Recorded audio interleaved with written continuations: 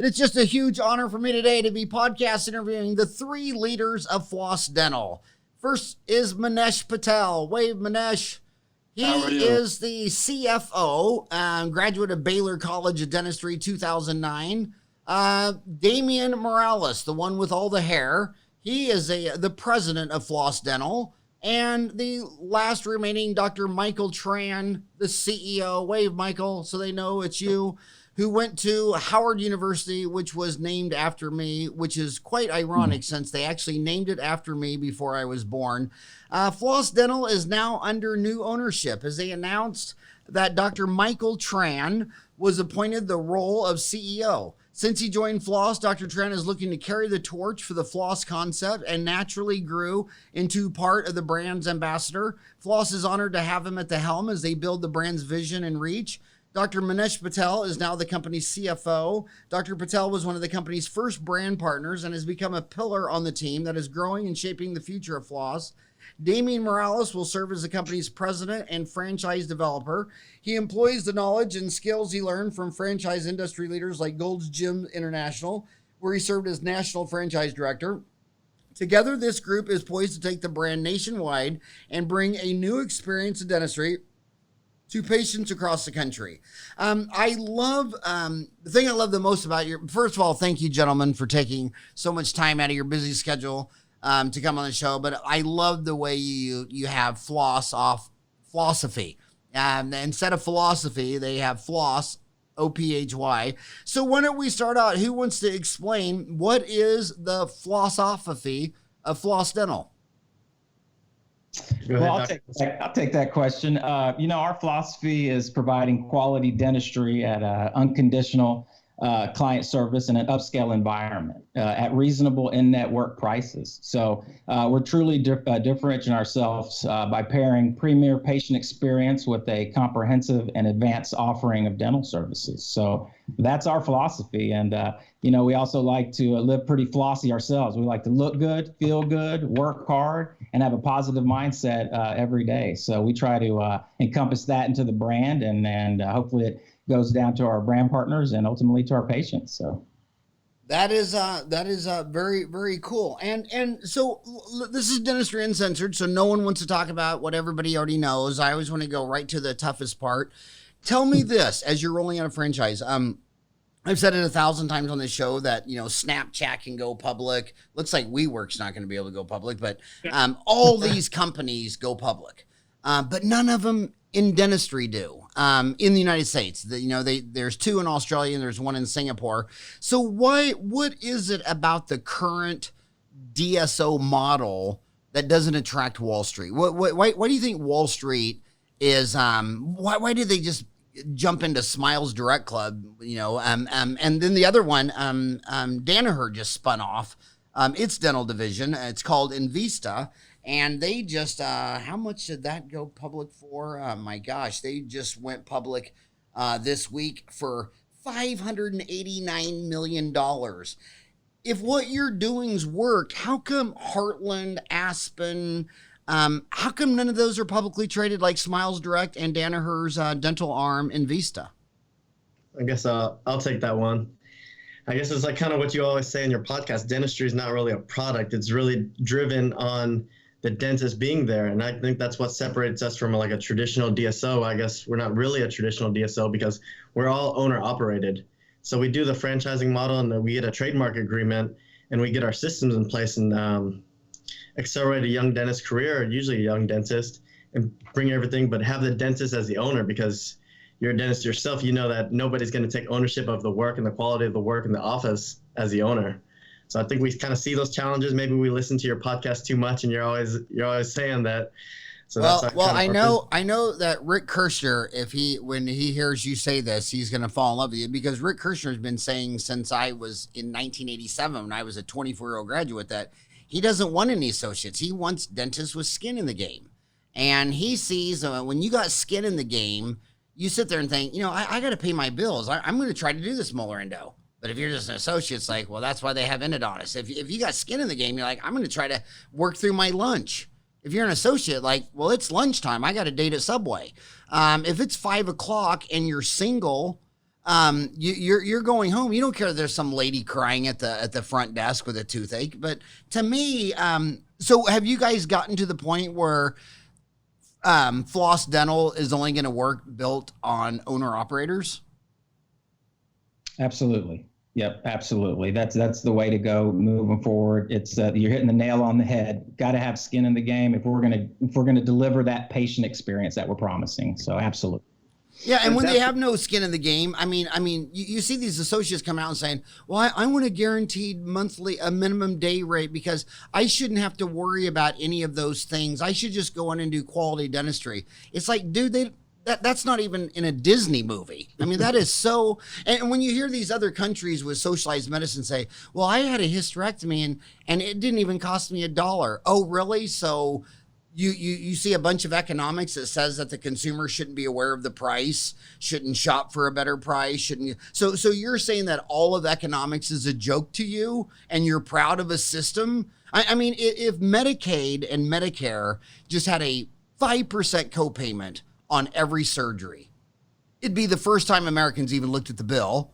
And then when they found out that it was cheaper to go from New York City to Dallas to get a $50,000 hip replacement, where they could get it for $40,000 in Dallas, they'd jump on Southwest Airlines for $250 and fly down there and save the 5% copay. But when you say that to people, they think you're some ruthless, cruel guy that doesn't think everyone should get everything for free. So are you saying that every single Floss Dental franchise is owned by an owner operator? Yes. Outside of our corporate locations. Oh, go ahead, Doc. We have a few corporate locations that between myself, Dr. Tran, and Damien that we run, but our goal is to build franchise owner operated model. And that's where we differentiate ourselves. So like you said, the dentist has skin in the game. They are going to stay late. They are going to, feel like they work harder and not just sit there and collect a paycheck. So as we develop these, we find those young dentists. We provide them with,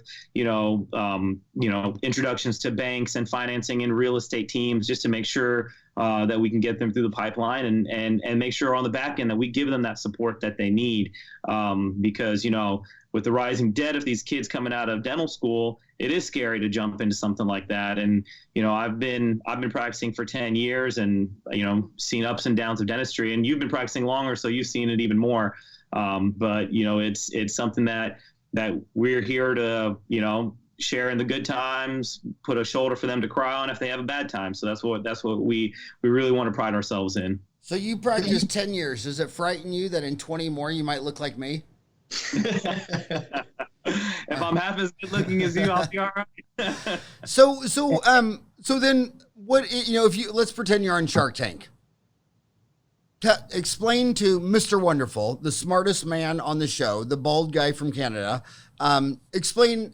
He's going to want to know. He's going to say, "Tell me the math. Tell me the numbers." So how much is a franchise?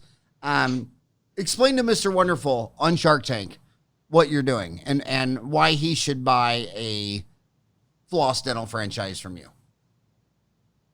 So what we're looking at, Doc, is to go back a step, is we're going to take folks through what's called a discovery process to make sure that we're not finding that dentist that's trying to get out of there on a Friday at 2 p.m., 3 p.m., So our discovery process really allows us to find that brand partner that's going to fit our mold, to fit that owner operator styles with what we do. Now, if we're looking at Mr. Wonderful, we're looking at Shark Tank. Hey, we've got a great brand that is made up of several variables, one being our name. Great brand association with the industry that we're in. I think the only name you could get to top that may be Burger King with name association. So we've got a great brand. A lot of variables involved to making it happen.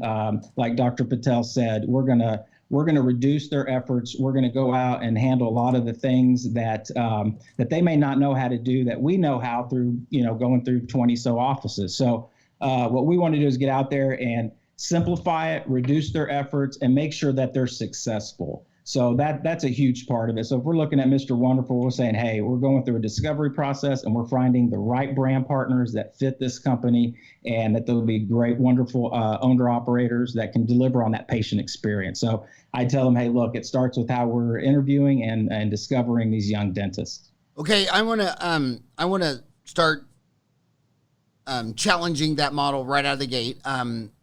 So Chick-fil-A, when I was your age, 20 years ago, McDonald's was always number one, Burger King was two, and Wendy's was three. Wendy's didn't pass Burger King until the old man Dave died. And then his daughter, asked all the franchisees, what did you always want to do that dad wouldn't let you do? And it was about 100 little things. It was no big thing. It was 100 little 1%. She implemented all of those and went to number two. So everybody's like, yeah. Well, it wasn't even an hour and a half, and she's back to number three because Chick-fil-A passed all of them. And Chick-fil-A, on their business model, you only get one store. They claim that, there's too many people, like take Subway, that just want to get rich off Subway. So they got 10 franchises. Well, you got 10 franchises, no one's minding the store.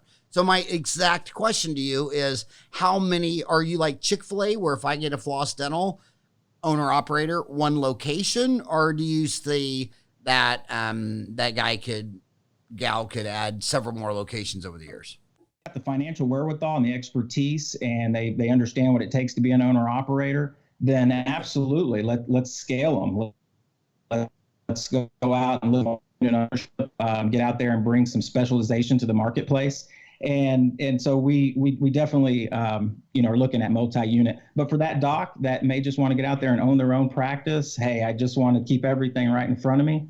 We've got it. We've got the brand for them as well, so they can look at single or multi-unit ownership. And one more, I want to ask one more technical question about the real estate, because, every time, there's all these threads on Dental Town about real estate, and they always confuse me because it's always talking about the entire real estate industry separate of dentistry. And it's like, come on, dude, this is Dental Town. I only want to talk real estate as applies to Dental Town, but McDonald's and Chick-fil-A are not restaurants. I mean, they're real estate companies. They go out. McDonald's, Ray Kroc figured this out. He'll go buy the land for $500,000. He'll put the box on top of it for $500,000, and then the franchise fee is whatever that unit costs. So let's say he put $1 million in that. So you come along, you give me $1 million.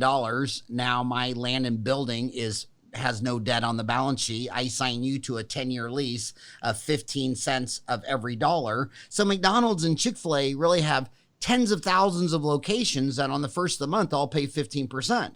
And a lot of these dentists, they say they want to invest in real estate. Well, the only variable in real estate is, do you have a tenant? Well, that's why you don't want to be in B2C consumer real estate, because you got a job, you got divorced, something went wrong in your life, you just walk from your house. You want B2C real estate, because if they lose their location, they're out of business.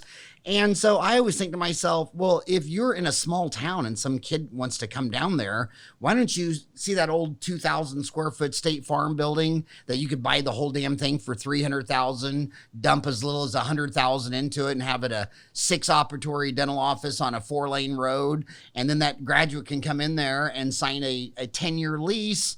I mean, if you want to get into real estate and you're a dentist, stick to dental real estate. But my exact question is, are you going to do a McDonald's, Chick-fil-A? Are you a real estate company? Are you going to own that land and building? Or are you doing what my good friend Dan Carney, the founder of Pizza Hut, who I grew up with, and he was so adorable. He's still adorable. I remember when we were in high school, me and Jim Bell, when we had a business idea, we'd drive to Pizza Hut headquarters, walk in there and tell them we want to run a business idea by Dan Carney, who had, like 2,800 locations, like one of the richest men in the entire state. And that gosh darn guy would let us in his office, listen to our completely stupid ideas, and then try to succinctly explain to us why we were 14-year-old idiots. But he didn't want any real estate. He said, if I can invest $1 in a Pizza Hut and make 8%, why would I want to put $1 in real estate and make 7%? He says, I can't find a Pizza Hut where I would rather take that money for the land and building and put another location. He said, in fact, he said, and it's crude and rude, and I'll even repeat it because I love the guy. He says, you know what you can do with that land and building? Exactly. You know what he was going to say. He didn't want any real estate. So it's confusing to these kids They're coming out of school $284,000 in debt. They go back to Parsons, Kansas, and they say, well, I don't want to rent 40 years. So then they go buy land and building and their debt sheet, their balance sheet. So the question is, are you guys a real estate company or a dental company? Are you Pizza Hut or are you McDonald's and Chick-fil-A? We're dental all the way, right, guys? So you're a Dan Carney Pizza Hut man. You're not in the real estate business. We want to keep this very simple. Dentistry is complicated enough. We want young dentists to go out and be very successful. So we want to keep everything in front of them. They already have student debt. They're going to have practice loan, so for us, let's just keep it in front. But we're a dental company. So, okay. So who is your target market? Are you looking for someone that graduated from AT Still 3 months ago? Do you want them out of school 1 year, 2 year, 3 year? Who is your perfect client? Michael? I think the perfect client is somebody like me, actually, since I'm the youngest one out of this group. How young are you? Well, I'm 38, but I went to dental school later as a second career. So I graduated 2015 from Howard. Did they tell you when you were at Howard that it was named after me? No, they didn't. Oh my gosh. So who is that who you're looking for? Someone that's been out, this is 2019. So are you looking for someone like you that's been out 4 years? What if they just graduated in 2019? What if they just walked out of school in May? We're ideally looking for someone who's been out about a year, get some experience under their belt before they go into practice ownership.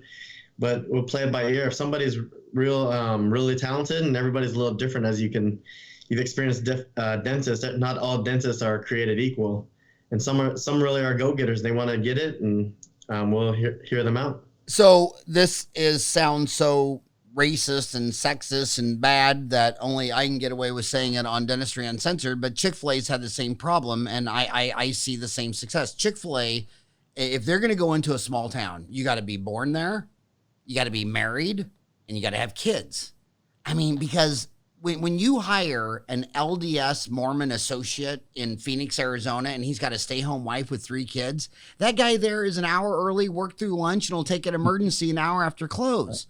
But when you get the single kid, daddy did it, daddy paid for school, no debt, he's like, oh my God, he's on Tinder at 4:30 and, meeting some girl for a drink at a bar. So the bottom line, Chick-fil-A gets this more than that. That's why they're off on Sunday, because they want you born in that city and part of a tribe, which is the local church. So if you're born in Parsons, Kansas, and you go to this church with 1,000 people and you got kids in those local schools, it's family. But when you try to explain the economics of that, it just doesn't sound pretty, because we want to say, everybody's the same, everybody works the same. But man, if you're, when you see 3, my dad used to always say, when you see 3 hungry coyotes walking down a dirt field, something's going to die. And so is that what you're looking for? Hungry franchise? I mean, are you more like Chick-fil-A where you want them married with kids and as much debt as possible? No, we that's what our discovery process really is to vet our potential brand partners. We want to see, we look at the whole picture, and we want them to understand what it takes to go into practice ownership, what kind of hours they're going to be working. And, we really want our brand partners to immerse themselves into the community. I'm a prime example, where I live, practice, and work in Sugar Land, Texas. I've been here elementary, middle, high school. So, and I'm out in the community, people see me. I wear my floss shirt everywhere I go. And it's just, it's home to me. Our other brand partner that just opened up, up in Katy, Texas, he's from Louisiana, but he lives out in that area and he's trying to immerse himself in that community. And we have different types of brand partners, some that are married with kids, some that don't have kids, some maybe on Tinder at 4 a.m. I'm not sure, but we really work them through that discovery process just to make sure that they understand what they're getting themselves into as well. So what you do on Tinder is you put your photo on upside down so that when they turn the phone around to look at you and swipe no, it's actually a yes. That's my trick. I'm going to put your picture on my profile, Howard. I can get a lot more swipe rights. So don't you think you're a hypocrite, though, to be a dentist and live in Sugar Land? I mean, what are you going to tell me next? Your favorite sport is hockey because it knocks out teeth? I mean, couldn't you move to Floss Land from Sugarland. I want to go to technology. They're coming out of school. The management information systems, the number one player is Dentrix, EagleSoft, Open Dental. None of them connect to an accounting form. How do you guys monitor your franchisees? When I was 10 years old, my old man's restaurant, Sonic Drive-In, that cash register was built by NCR, which later got bought by IBM. It had more managerial economics in the cash register on a roller tape than I do. Now I'm 57. I got 4 kids, made 5 grandkids, and all the dental software is still horrible compared to a cash register at a hamburger joint in 1972. So what are they all on the same management information software? How do you what are you running these franchises? What type of technology? So we're still on Open Dental, and since everybody's like individually owned and operated, we really run everything through practice by numbers. Everybody's got practice by numbers, so we've got multi-office, we can control the numbers. And then we go through the same dental CPA firm in Houston. Wow, we are twins. My God, I switched to Open Dental after 30 years of soft end. We have practice by numbers. And so you use a dental CPA. Which firm is that? Minesh? It's called Virgie Consulting. VIRJEE Consulting, based out of Houston. JEE. VIRJE, Virgie Consulting. V as in Victor. Yeah. So they only do dentists. Is that what you're saying? That's his primary niche. He has quite a few clients, associate dentists as well as practice owners. And then he does handle all of our floss offices currently. We get real-time feedback on numbers, percentages, and then, with practice by numbers, we have the ability to track our brand partner offices to make sure we can kind of see what they're doing. And, we've got the ability to remote in. If they have questions on x-rays or anything along those lines, we can provide feedback. We've got a 24/7 support line where we answer questions within 24 hours if our brand partners have questions for us. So just part of our secret sauce there. And he's in Houston, Texas. Can you do me a favor? Can you deliver him to the show? Because we both agree on Open Dental. Why? Well, let me hear why did you pick Open Dental? Michael? It's open, and then we also use Yappy.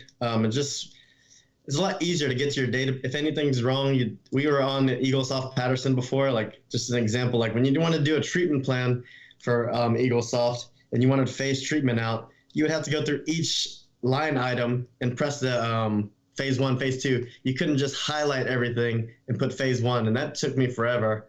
After a couple of years of complaining and nothing got changed, so we went something open that Open Dental updates a lot quicker. You give them feedback and things change. I've seen so many changes, it just keeps on improving, and I think. Okay, I gotta slow you down. A quarter of my viewers are still in dental school. You lightly said because it's open. Explain to them what is open about Open Dental and what is not open about Dentrix and EagleSoft and SoftEd. So it's not connected to one of the supply houses, Dentrix and Patterson. Dentrix is Shine, of course, but your database is open. So if somebody wants to develop something on it, all the information is available to the developer, whereas it's closed off. You're going to have to go through permissions with EagleSoft and Dentrix and all that, and just takes a lot longer for development. Yeah, and everybody is switching to the only open platform in dentistry. It's Open Dental. In fact, I own a media company, so I sell advertising in the magazine.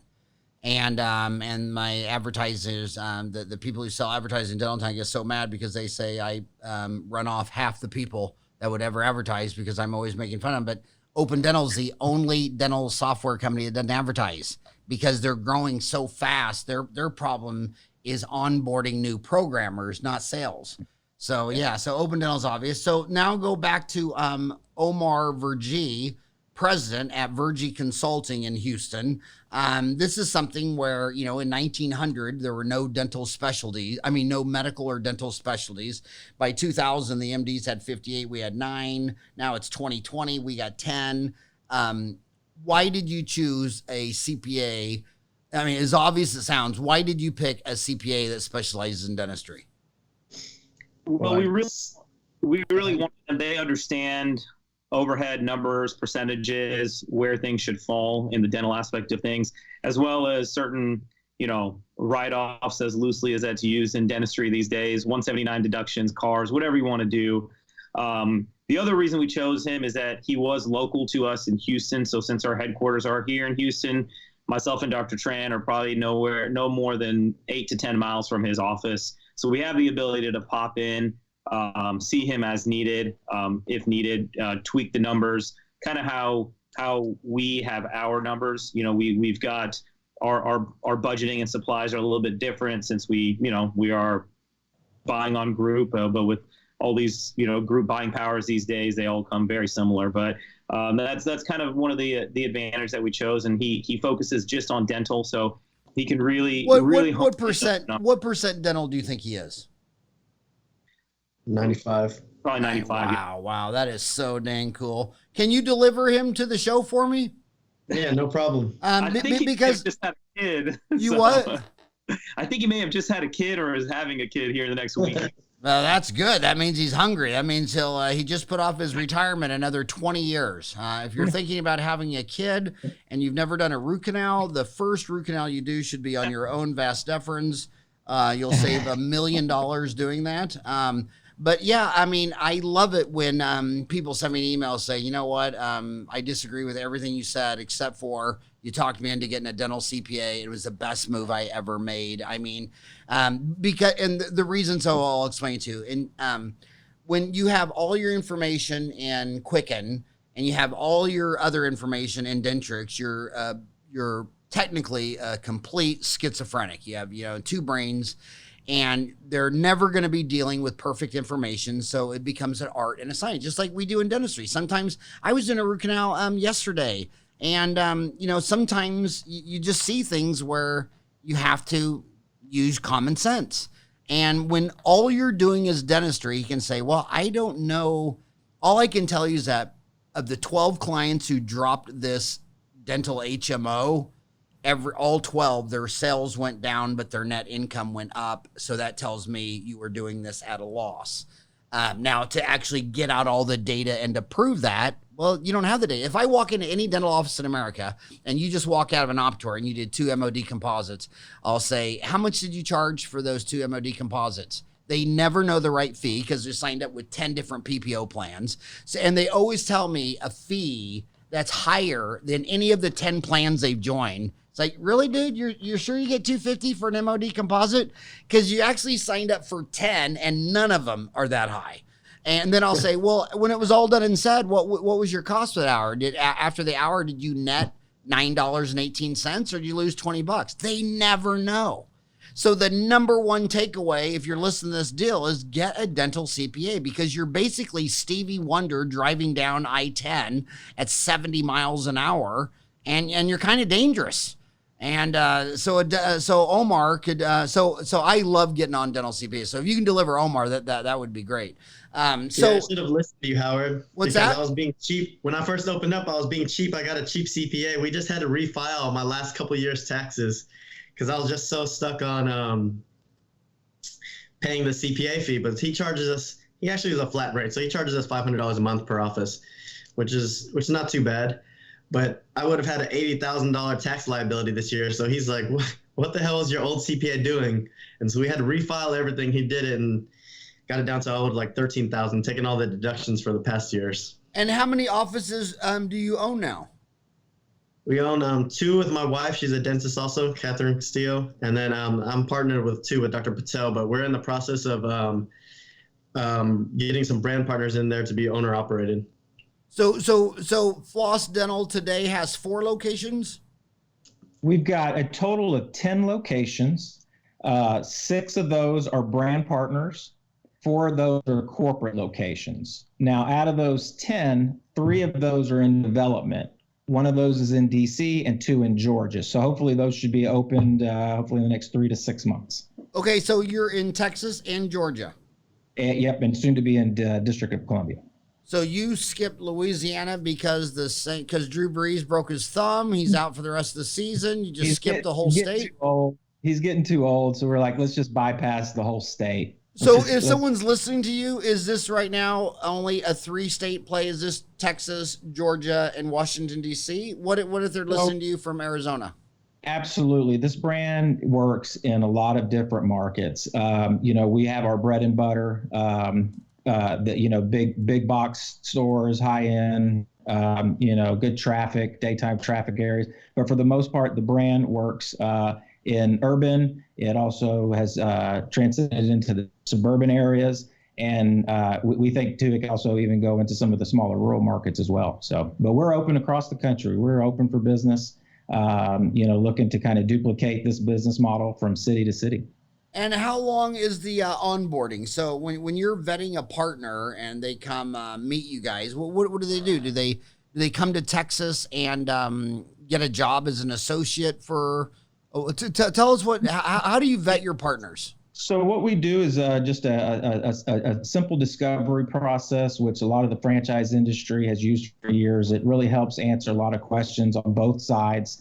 It allows us to discover who we're going to be working with, and it allows them to discover us as a partner in business. And so what we do is we start out with a lot of initial phone calls. We'll jump on a few webinars. We'll invite them to our corporate locations in Houston. We hold discovery days on Fridays. If you want to come out and visit the brand, give us a call. We'll schedule you some time. We'll get out to Houston. You can visit the docs, talk with them, see how our service model runs, look at the build out. And really get to feel and touch the brand before you ever even look at an agreement. So we really slow that process down, make sure that it's something for both parties, something that's going to work for both parties, because we're going to be married for 10 years. So, is that the length of the agreement that you're when you buy a franchise, you're married 10 years?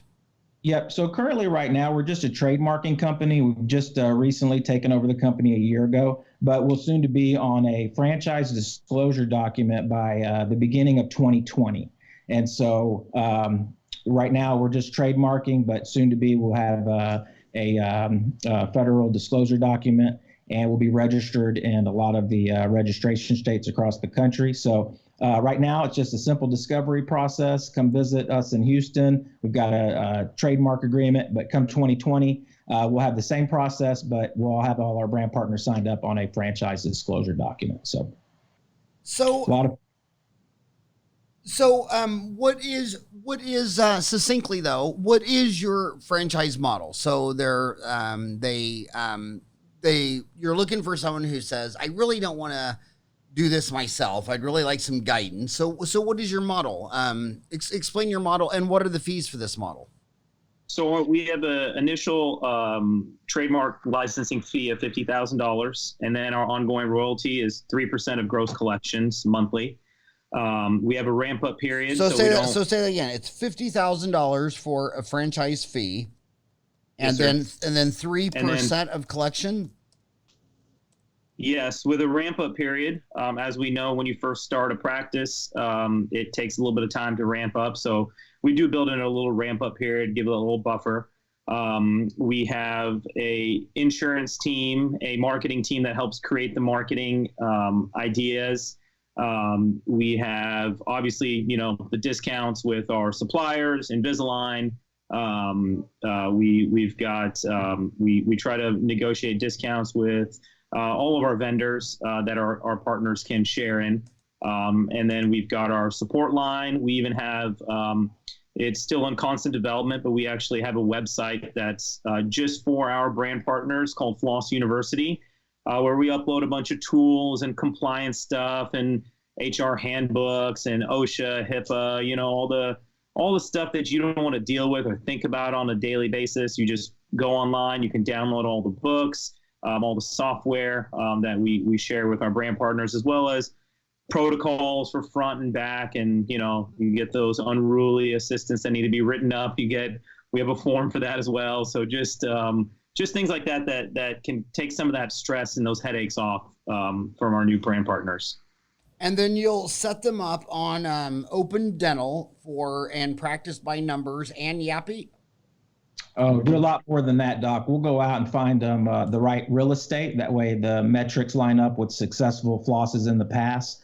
So we're going to go out and find them the real estate. We're going to help them negotiate their lease. We're going to take them through the banking process. We're going to prepare their loan package, make sure it's submitted to the proper lender. We're going to get out and do their construction design, make sure it's floss ready, work on their initial equipment order, supply order. We're going to help them manage that. So we're looking for that person, that doc that says, hey, I want to own a practice. I'm ready to do it. My skills are ready. I just don't know the whole business side of it. I really want to focus on dentistry. That's who our potential is. Okay, I want to. I got some follow-up question on that. So you take Heartland. They don't brand a national name, kind of like Kroger. When Kroger goes into Kansas and buys Dillon's, they leave the name Dillon's. When they come out to Arizona and buy Fry's, they leave it Fry's. They got all kinds of grocery store names. Whereas Walmart, they're all Walmart. They're all Costco. What is the advantage of them all being named Floss Dental versus having them be Minesh Dental, Michael Dental, and Howard Dental? I guess I'll take that one. So historically, floss has been around for about almost 12 years now, actually. Started during the recession. But so Dr. Patel was saying we get some Invisalign discounts. So historically, we're the number 2 general practice provider in the U.S. Over 5,000 something cases. The Invisalign Summit is coming up this year, and Dr. Patel will go up on stage and receive his little award for. So collectively, we do a lot of cases, and you just get such a huge discount with Invisalign. And same thing with all of our suppliers. So that's the benefits you get. Of course, on the flip side, you also have that liability there. That's why we go through such a stringent discovery process, because we need somebody. We are having the same name. So some dentist does something bad in one area, it's going to really affect all our brand partners. So that's why we're really stringent on that discovery process. I'm sad that you skipped Louisiana because your name Floss Dental and dental floss was invented by Dr. Levi Spear Parmley, a dentist from New Orleans. So you might want to go back and at least put one Floss Dental in New Orleans just for the spirit of Dr. Levi Spear Parmley. But what did you think about, I got 2 other questions. What did you think about Danaher? Just went public. And so Danaher spun off their whole dental division. And I've lived through this rodeo. When I was your age, the biggest Procter & Gamble, Johnson & Johnson company in Europe was Siemens. They had this little dental division called Sirona. They spun it off. Of course, the building didn't move. The building was still there. But it turned out great, because who would want to have parents that didn't want them? And that the holding company didn't do anything with them, and they just blossomed for my whole career, and just married X-Ray. And so Danaher, it's like, how lucky. I mean, the parent company didn't even love you, and now you're off by yourself. You're going to explode. But it brings up a question about dental supplies, because if you go on Dental Town and you type in dental supplies, there's so many dental supply. We've had several on this show. So explain. You're talking about dental supplies and Invisalign and Danaher and all these deals. How do you help them with supplies that they can't do themselves? And why is supplies such a weird game in dentistry? Well, I see nobody wants to answer that question. Well, we got a couple of different partners. I mean, our big one, but then we've got little partners. One, a company that is local in Houston, ProTech Supplies.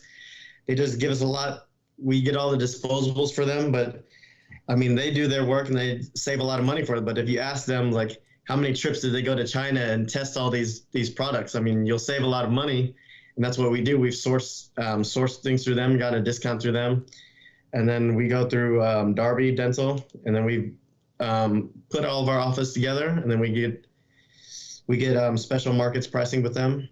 And who owns Darby Dental? I'm not sure. I know they're affiliated with Shine in a way, but they're like there's. But so you said ProTech Professional Products because they're in your backyard. Is Are they, do they sell everything you need in dentistry? I mean, can you run an entire dental office? They just focus on disposables like your suction tips, air water syringes, all those things. And for us, they've got really great customer service because we order something and they can deliver it same day or the next day. Wow. And how old of a company is this? Pretty new. It's about 2 years old. And how does a company like that, 2 years old, just get up and start competing with Shine, Patterson, Benco, and Burkhardt? How does that happen? What? So actually, this isn't supposed to be known, but I think they supply a lot of those guys for their house brand. So I don't know if that's supposed to be public information, but that's on the level they're at. So do you feel like, and what do you feel on a franchise model as a percentage of collection, what supplies should be? 5% is our goal, but some of our offices are running about 4%. And what is, so you're saying 4% is goal, and some of them are running 5%. And a new office might go around as 6%, but when a new office is ramping up, we don't really care about those things. It's just once we get more efficient, we'll knock 1 or 2%. Doesn't sound like that much when you're doing $100,000 collection a month or more than that. It starts adding up for the whole year. And what do these franchises accept DSOs, PPOs? I mean, Delta Dental, where they send you the fee. Yes, we are in network with most PPO insurance companies, but one of the things that we do before we open our practices is heavy negotiations through a credentialing company up front. We want to make sure that we are maximizing our reimbursements and getting hopefully relatively fair market value. I mean, not going to get your fee for service fees, but one of our pitches is that we say we're in network in your neighborhood. So we're in network with a lot of the PPO companies. Obviously, there's some that we want to drop at the outset just because they deny everything. But, for the most part, we're in network. But to help combat that, we really work on that fee negotiation up front. And when you're working with ProTech, are you working with Adam Block? Or not working with Adam Block. Really, a dentist owns it also, James Pham. James what? James Pham, Pham. Pham. So this is the Vietnamese dental mafia? Is he a dentist? He's a dentist. His partner is my buddy I grew up with, Andrew Mao. Yeah. So he's the, is he a practicing dentist? He is. He's got like seven offices he owns. So that's how it originally started out. He wanted to lower his supply bill, and then it just he just said it thought it was going to be easy, but then there's so many trips, and then so many trips to China. Then he wanted to expand it out and then pass along the savings to other people. So, the one thing that I always think is bizarre about supplies is, these dentists will just get infatuated on supplies. But my God, after you pay your labor and lab, who cares what supplies are? You said supplies should be 4 to 6%. What do you think labor should be? What is the goal for labor?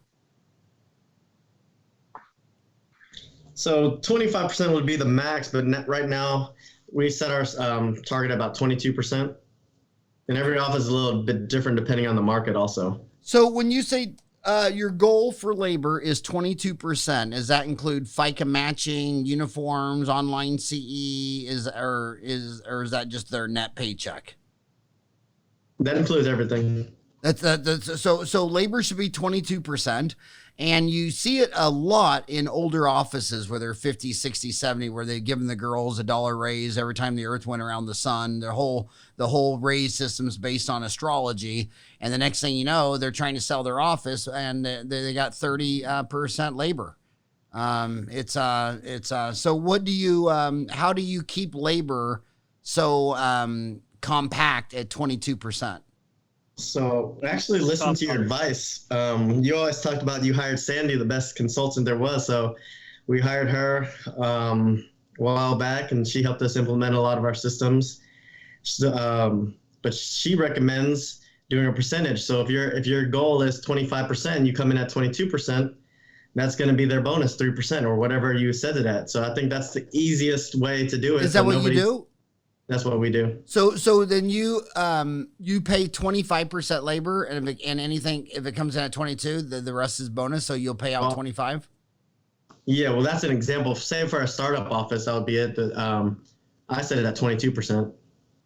Nice. And what he's referring to, Sandy, is I remember when I got started at my office and got soft dent, and everybody said, "Oh, well, the best soft dent trainer in the world is Sandy." So I called up Sandy, and she said, "When do you want me to come out and train your staff?" I said, well, I don't want you to train my staff. I want you to work for me. She goes, "Oh, you can't. I got this successful business." I said, "Well, what do you make?" And then I paid it. I mean, you see it in sports where they really want this quarterback or running back. They really want a great player. And what do? They get out their checkbook. And what do dentists do? Oh, I found this girl living behind a dumpster at Circle K, and I was able to get her for $1 an hour and free nitrous. And it's like, so let's think about the second biggest expense behind labor is lab. What's your thoughts on lab bill? What should that goal be? About 7%. 7%. And the first thing she's going to ask, I know what she's thinking, as she just heard you say that, is do you recommend that she buys a $150,000 CAD/CAM machine and makes her own crowns? Should she be a chairside milling laboratory technician, or should she take an impression and send it to a lab man? What we found is that's highly dependent on the dentist. We do a lot of Invisalign, so all of the offices have an iTero, so you're going to take digital impressions. But even with that, we found some doctors still want to take a digital analog impression, even when we have the digital scanners in the office. So answer that again. So you do recommend a CEREC machine, or you do not recommend? Correct. We don't. We recommend digital scanners. We'll do digital, and we'll send it out, the restorations out to the lab. I think that's the easiest to scale up. Now, if an owner-operator wants to have that CEREC workflow, then that'll be his decision. But we recommend doing the digital acquisition, sending off to the lab, and then we'll seat it. So, and what scanner do you like, and why do you like a scanner? I'll let somebody else answer this one. Oh, you're going to get a different answer for that. But for me personally, I'm an iTero guy just because I do a high volume of Invisalign and then crowns. I don't do a lot of implant workflow. Dr. Tran on the other side, he's really big on implants, hybrids, all on 4s, all on 6s. You name it, he does it. So he'll tell you he likes his trios better in that situation. But for myself and my practice, I prefer the Invisalign route. And so iTero to me is a seamless integration. They have, very, very, very easy for my team members to scan with the iTero and get it all loaded up to Invisalign relatively quickly. And that's where we vet our brand partners and see, are they going to be implant heavy digital workflow? Are they going to be primarily Invisalign with your crown bridge fills? And then we guide them in that direction to what we think would be best for their practice. And so now that you're in the franchise mode, maybe I'm biased because I'm in Arizona, but Arizona just last month, first state in the union where our pro-business governor said, if you're licensed for anything in any state, whether it's an engineer, accountant, a hairdresser, or a dentist, you're licensed in Arizona. Do you think that will have no impact on the supply of dentists in Arizona? Do you think it'll have a mild impact, maybe 1 or 2%? Or are you going to go with C, a major impact, and in 24 months, we may have like a 10% increase in the number of dentists moving to Arizona? What's your gut feeling on this? I'll lean a mild impact. I know it's really affected dental education because everybody can go there and do live surgery courses a lot easier now. But I think if anybody's going to that market, they'll see that in the big cities, it's very saturated. So I don't think everybody's just going to flock to Arizona or Phoenix, for example. Well, actually, I got to give that credit to the hands-on courses with my buddy. Oh my gosh, where he basically went to the board and he runs a homeless shelter. And the board, you can't come down here and do hands-on surgery. So he has a homeless shelter only for military vets. And he has a 6-operatory dental office. And he says, if licensed dentists come to my homeless center, and they only do dentistry on vets, can they do that without a license? Well, how do you Are say you talking no about to that? Joe? Joe? Menfar? Or, No, my gosh, he's gonna shoot me if, how did I forget his, oh my God, what's my buddy's name? No, it's a bright right away. Okay. way. Yeah, I attended that. Joe actually taught me how to do lateral wall sinus lifts. Great guy. Oh, Joe Mafaro or Joe. Yes. Yeah, but who's the guy he works for with that? Oh, I'm not sure his name. Oh my gosh, it's so tough getting old. Let me see if I bright GHC bright way. I can't. But anyway, it was so great because the way he phrased it to the board. Well, if you said no, it's going to be on the evening news. I mean, who would turn down you two gentlemen, dentists, flying from Texas to Phoenix to work on homeless vets? And I mean, it was just genius. So he did all that. So the board just like, I'm not touching that. Yeah, you come down here to work on homeless people. You don't need an Arizona license. So, and that was a big part of the market because you have all these courses in like Dominican Republic and Mexico, which sounds fun for a bunch of drinking guys. But a lot of girls like, I don't know if I want to go there by myself alone to a foreign country, but I'll go to Phoenix, Arizona. Brightway was good for that. But does it interest you? Do you start thinking, is the stickiness of not having a dental license and moving around, does that make Arizona, did it put Arizona on the map for one of your next expansion states? Absolutely. Yeah, absolutely. I think it'd be unfair to say it didn't. So yeah, for sure. You know, we want to be in a good position to receive. So hopefully if things work out, it may turn into our advantage. So. And just so you know, for the data, Arizona is ground zero for DSO. So when you look at the data, about what percent of the dentists are involved with a DSO. So you guys consider yourself a DSO? No. What do you consider yourself? Trademarking company that also lends support. So you're kind of defining DSO as when a dentist is an employee working for you, whereas you see this as an owner-operator model. So in your mind, an owner-operator doesn't really fit into a DSO. I mean, I agree. I agree. Yeah. I think the closest model to what you're doing is Comfort Dental, which is really Rick Kirshner. That's really a real estate model. I mean, him and Cindy have, 300 dental offices paid off, where on the first of the month, 300 people write him a rent check. It's really a rent check, even though he runs like McDonald's. I mean, he runs a serious, awesome business. But back to the DSOs, just so we're keeping it real here.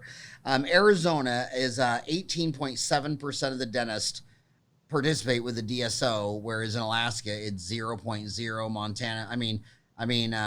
So yeah, this is. I mean, like you take a state like Alabama, you say there's a lot down there. No, it's not even. It's less than 5%. But Arizona is number one, which is exciting for me because I truly believe the final business model has not been invented yet for a DSO where everybody's going to be employees.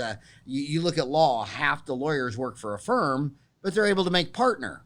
Well, you can go work at Heartland for 150 years or Aspen or whatever. That they're not interested in a partner. They want to do, it's a stock game. So I think if you want dentists as employees, you're gonna have to do what you do. Someone's got to be a partner at that location. Someone's got to be an owner operator. And you can't take the brightest lawyers, dentists, and physicians and say, oh, you're going to be under my thumb like the Rolling Stones for the rest of your life. They got to see light at the end of the tunnel that one day they're going to own this joint. And so it's exciting to be watching. I hope I live long enough to see the final business model to where something could even go public on Wall Street, like Price Waterhouse. We do too, Howard. We do too. Yeah.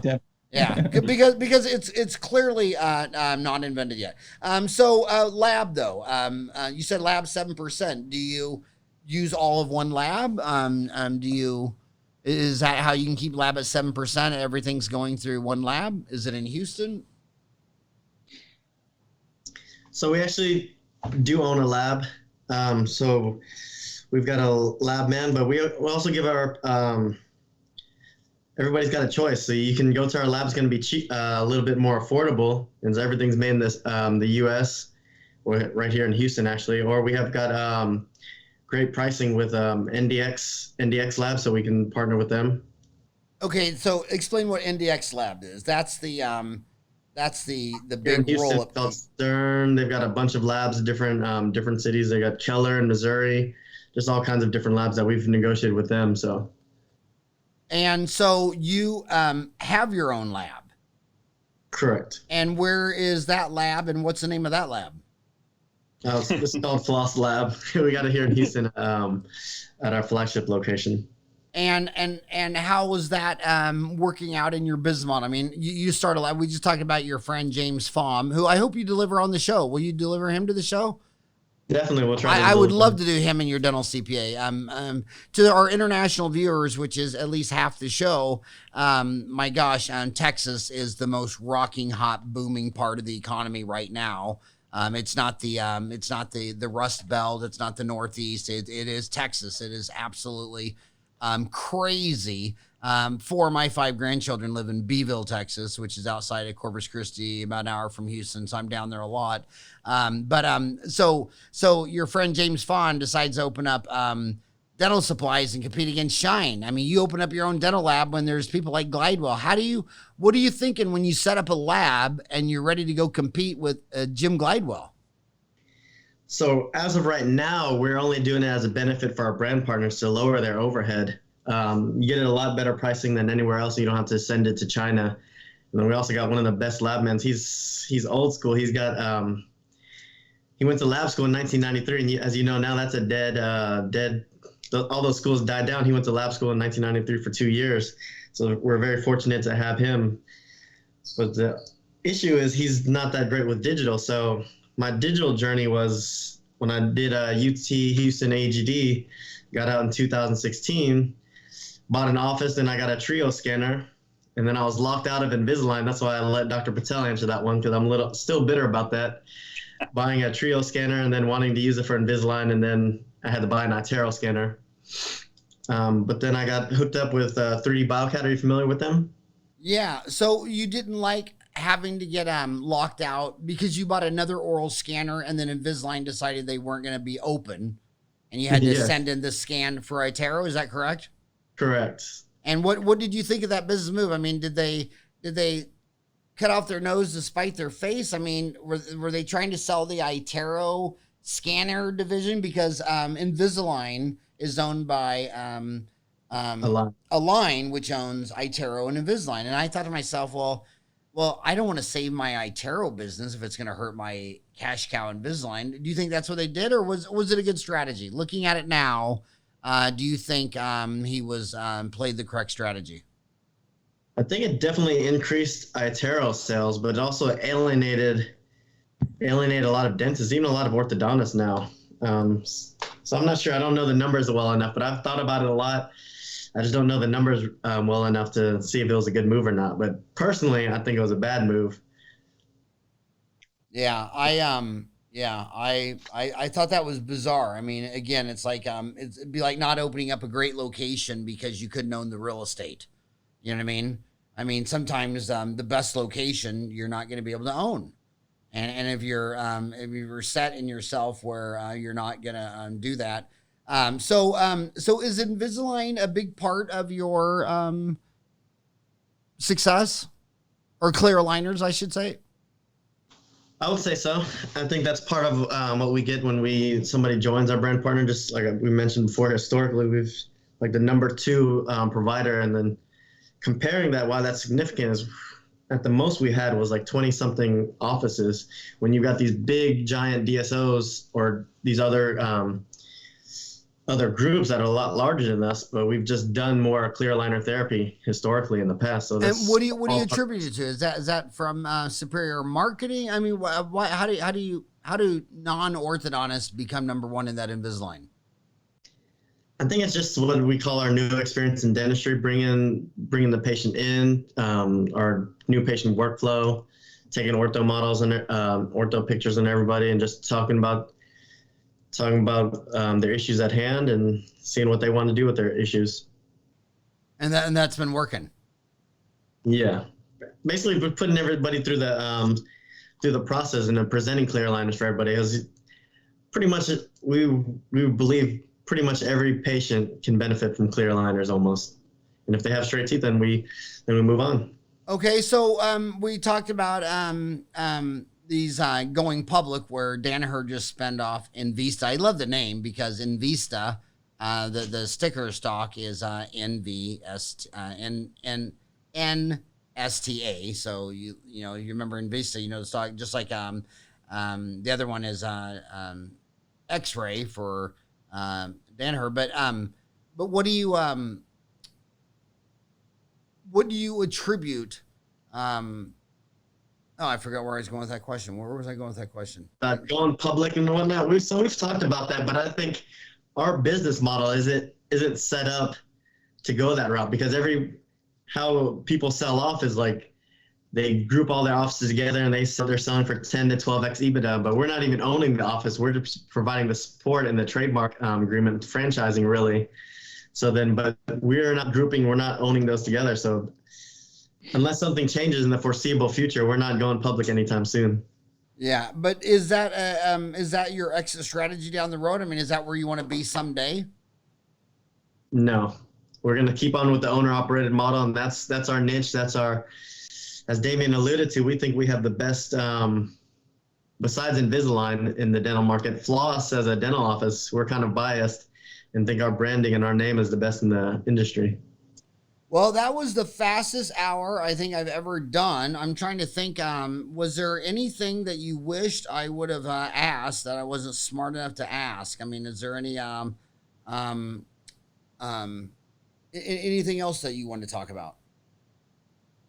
Really basically for me, it's just, we've got a new ownership group. We're heading in a totally new direction, and we're working with what has made this brand successful. And I tell you what, we got 2 dentists and a franchise developer here, and I wouldn't want to go to battle with anybody else. So, I think the main thing is just we got a whole new leadership team moving forward.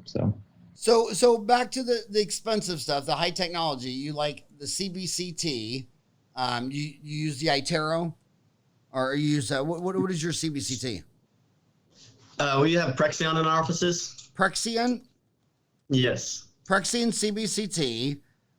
Who's your 3D printer? We started off with the Form 2. I just got the new Sprint Ray Pro, and then might pick up another one that's a little bit more accurate for models, but Form 2 is our workhorse. So Prexion for the CBT. And then Form 2 for the 3D printing. And what are you printing with the 3D printer? Models. We're digital, so we have our digital designer. So when we say somebody needs a wax up, or I do guided surgery, take the CBCT, take the digital intraoral scan, combine those together, and we either do a wax up or the guided surgery, or even guided. Okay, I knew where I was going with the Invisalign. I was saying we talked about the Invisalign going public last week, but the other one was Smiles Direct Club. So do you think Smiles Direct Club will have a material impact on your Invisalign business? I think it's actually a great eye-opener to some of the casual public that maybe wasn't looking at clear aligner therapy in the past. I have patients every day that ask me about it, that I talk about Invisalign with. They ask me about Smile Direct Club, and I try to tell them what the difference is. And at the end of the day, they're consumers. They will make their own decisions. Smile Direct Club is here to stay. I don't think they're going anywhere anytime soon, but it's opened up the doors to a lot of patients that maybe have not thought about clear aligner therapy in the past. And hopefully, we get to a point where we can we can service them as well and, give them their clearances or whatever it may be, but don't know if that's ever going to happen in that situation. Well, I've already lived through that rodeo. I mean, I remember when Clear Choice came out, all the periodontists and oral surgeons were all up in arms and all mad, and they thought it was going to kill their business. And then they come to Phoenix, Arizona and do like $8 trillion worth of television advertising and 30-minute infomercials. And every other day, some of your patients have been going to you for 30 years to come in and say, do you do that? Tell me. I just saw that on TV. So the marketing raised the shit for everyone. And the one thing I'm always wondering about is when these orthodontists are all upset about Smiles Direct Club, it's like, well, first of all, dissect their business model. They're cheaper. Why? Because they're not going to see them every month. They throw out 80% of the cases. They just want the class 1 molar, class 1 canine, 5-6 millimeters or crowding max. They're not going to take saps on a 12-year-old and try to tell you what she's going to look like at 18 and do bicuspid extractions and they're just taking the low-hanging fruit and they're saying, we're going to save money. Instead of seeing you every month, we're going to see you one time and give you all your trays. And I always go to the orthodontist like, well, why can't you do that? I mean, if I go to the muffler shop, they have a economical muffler, a premium muffler, and a Supreme muffler. I mean, so do you see in the future that you might when Chrysler came out with the minivan, when they came out with the minivan, you know how many years Chrysler was the only deliverer of a minivan with Lee Iacocca? 1 year. You know what the other 11 car companies did the next year? They all rolled out a minivan. They looked at that thing and they say, wow, ugly. They're selling a lot of them. Looks like people want a big box car. And the next year, Chrysler had no advantage of a minivan. So I'm like, okay, well, if Smiles Direct Club can go public and Heartland and Aspen can't, and you're an orthodontist, you're a board certified orthodontist, I don't know. I would think this could have some intellectual impact on your own business model. Do you think there will be any impact on a business model, or are they just going to throw down their crowns and walk out of the room? I think there'll be some impact, but it to me, honestly, and a lot of people don't like my opinion, I think Smile Direct Club being out there is actually not a bad idea, not bad for general dentists, orthodontists. It creates more awareness at the end of the day. It's more awareness for patients that potentially have malocclusions that have never thought about it before. And hopefully they don't, Smile Direct Club's not the only one out there. There's Bites, there's Candid, there's a bunch of other ones that are starting to hit the market. And so, I have patients in my office that they asked me about Smile Direct Club that we've never talked about it, clear aligner therapy in the past before. And so their eyes have been open because they see the commercials literally everywhere on every TV, billboard, mobile vans, you name it, they're there. So I think that the orthodontists are up in arms because they're saying, how can they practice dentistry without a license? But in my opinion, maybe not happy with what most people think about it. I think it's great because it's opening up doors to multiple patients. And my last rant, I've seen it in my own backyard because Smiles Direct Club has like 5 locations. The entitled orthodontists, they're just screaming arms, want to go to the society, pass laws, put them out of business because they think competition's bad. And while they're saying competition's bad, inside their own body right now, white blood cells are killing foreign invaders because they're competing for the same resources that you're eating. And so competition is at every level of biology, from a eukaryote to a prokaryote to inside your own body. And then when I see the orthodontists who are Mormon with stay-home wives with 5 kids, you know what they're doing? They're going to the Smiles Drug Club and bringing them cookies and candy, trying to get the 80% of the cases that those guys don't want. And they're just and they're saying, and don't say that on your TV show because they don't want anyone else doing it. So competition. That's why immigration is great, because when your country is not doing well and you don't let your people move out to another country, that's a red flag. Something's wrong. And if someone wants to move here from the other side of the world, that's always been the best idea. So no restraint of immigration and unlimited, unbridled competition is what's given us everything from the pyramids to landing on the moon. You know what I mean? So, Yeah, so I'm with you. if you're against competition and you're against immigration, then I really wish you would just not tell anybody and or leave, because I think what this is going to do. And by the way, I own OrthoTown. I own OrthoTown magazine and website. So, it really pisses off a lot of my customers when I say this, but my gosh, use this opportunity to go think about this, go for a walk in the woods. And when you come out of there, you could be taller than the trees. And on that note, I'll just say to you guys, it was an honor for you to come on the show. It was an honor to share your brand. How do they contact you if they are thinking about a floss franchise? They can email me at Damien@flossdental.com. That's DAMIEN @flossdental.com, and we can pick up the conversation there. And you also, if you go to flossdental.com/franchise, that's a neat link. I really enjoyed reading that. What's the Floss Dental Westokes.com? Oh, that's just one of our other practices. Oh, that's just an individual location. Yes. Okay, so I can delete that. And then the Floss Dental franchise. What if they go to flossdental.com/franchise? What are they going to see there? Yes. You say a bunch of information about the discovery process, some of the services, the branding, and also my contact information. They can fill out a form as well, and we can get in touch with them right away. And you guys know where Beeville is? Yeah. Oh my God. It's actually the exact center of the universe. 4 out of 5 of my grandchildren live there. I'm there all the time. When will you put a Floss Dental in Beeville? When you're ready. That's right. Well, my Howard, it's on the big board now. So I got to embarrass my grandkid. You know what? I'm not going to say who it was because I might get back to them. But you know what they asked me last time I saw them? They said, as soon as the mom walked out of the room, he goes, Grandpa, what's the worst cuss word ever? And I said, well, the worst cuss word in the world, you can't, it's so bad you can't even say it.